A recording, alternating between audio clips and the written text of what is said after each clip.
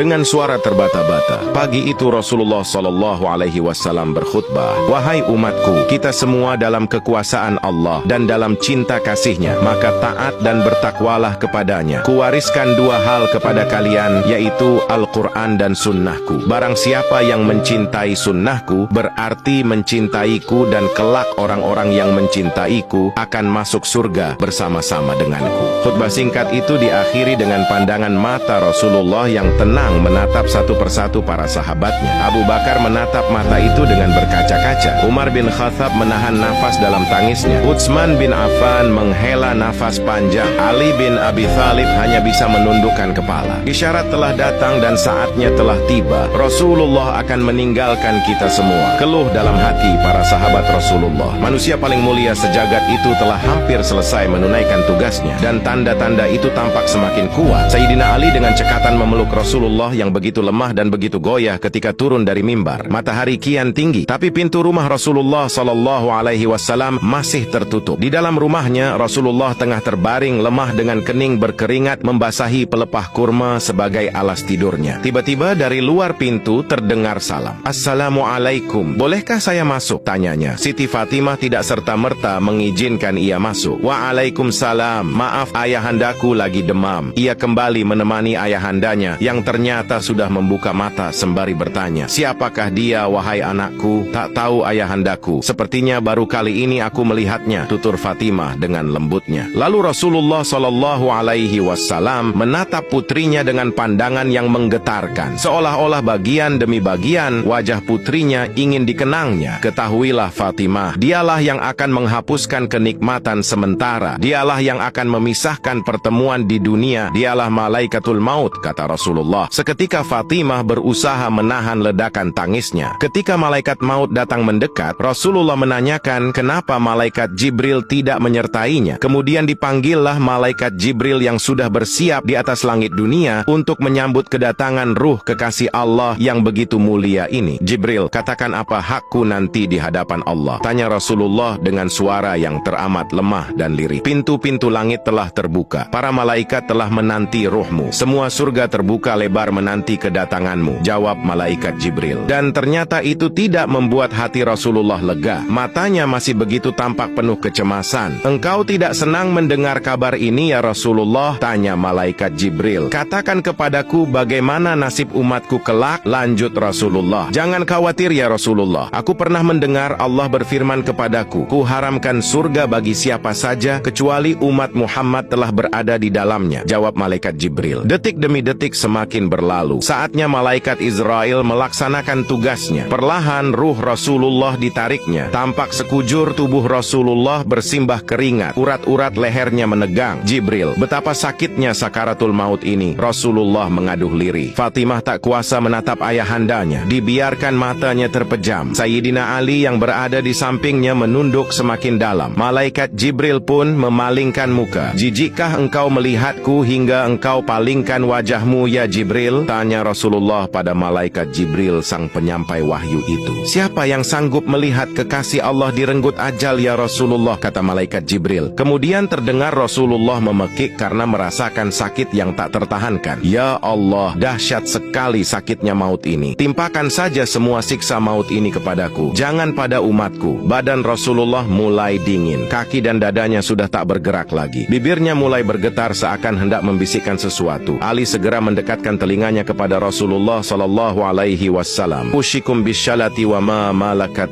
aimanukum." Aku berpesan kepada kalian, jagalah solat dan peliharalah orang-orang lemah di antara kamu. Di luar pintu, tangis pun mulai terdengar bersahutan. Sahabat Rasulullah saling berpelukan. Fatimah menutupkan tangan di wajahnya, dan Sayyidina Ali kembali mendekatkan telinga di bibir Rasulullah yang mulai tampak kebiru-biruan. "Ummati, ummati, ummati." Bagaimana nasib umatku, umatku, umatku? "Inna lillahi wa inna ilaihi raji'un." Berakhirlah sudah riwayat hidup seorang manusia yang kemuliaannya tak ada yang menandingi. Seorang manusia pilihan yang telah memberi sinar cahaya terang dan membawa kita terbebas dari kegelapan. Sosok yang begitu cinta kepada umatnya. Di saat ajal pun Rasulullah tidak memikirkan anaknya, istrinya, atau yang lainnya. Dalam hatinya Rasulullah begitu gelisah memikirkan nasib umatnya.